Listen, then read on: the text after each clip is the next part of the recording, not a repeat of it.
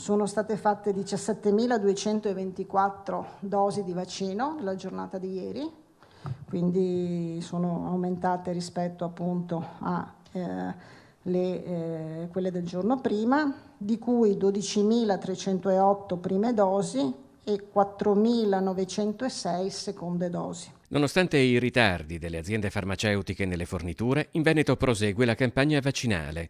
Finora sono state somministrate più di 640.000 dosi e quasi 204.000 persone hanno ricevuto anche il richiamo.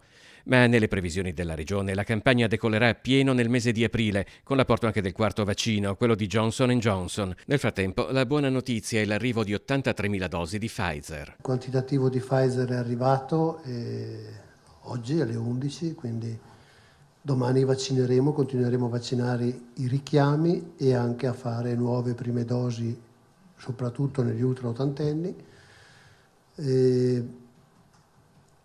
Stiamo mettendo a punto anche un pochino una prospettiva per essere sicuri di arrivare alla prossima fornitura vaccinando il maggior numero di persone possibile. In questi giorni i numeri della nuova ondata di coronavirus continuano a crescere, anche se al momento non destano ancora particolare preoccupazione dal punto di vista gestionale. I ricoverati per Covid negli ospedali veneti hanno superato quota 2000, ma la loro composizione è variata proprio grazie alle vaccinazioni compiute in questo periodo. Gli ultraottantenni che nella prima ondata erano molti di più, però già nella seconda ondata erano oltre il 5%, adesso sono dimezzati.